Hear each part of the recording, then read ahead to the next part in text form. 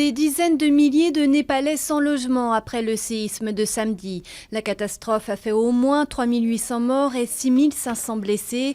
Parmi les victimes, 2 Français sont décédés. Le Quai d'Orsay indique par ailleurs être sans nouvelles de 676 ressortissants français qui se trouvaient sur place au moment du séisme. Omar el-Béchir réélu pour 5 ans comme président du Soudan. Omar el-Béchir, qui dirige le pays depuis un quart de siècle, a remporté l'élection avec plus de 94% des voix dès le premier tour. Une élection boycottée par l'opposition qui estimait que les conditions n'étaient pas réunies pour un scrutin libre. Le président actuel est réclamé par la Cour pénale internationale pour génocide au Darfour. Les pressions diplomatiques se multiplient pour tenter de sauver la vie de 9 condamnés à mort en Indonésie. Les autorités ont notifié à 8 étrangers que leur exécution était imminente. Le Français Serge Atlaoui, lui aussi condamné, a été retiré de la liste au dernier moment après d'intenses pressions de Paris.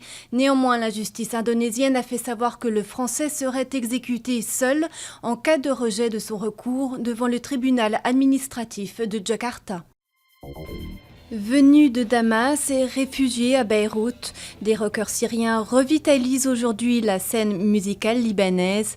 Parmi eux, les 4 membres de Rebes Daoulé, un groupe de rock alternatif de Damas qui vient tout juste de sortir son premier album. Il y raconte la vie quotidienne dans la guerre syrienne.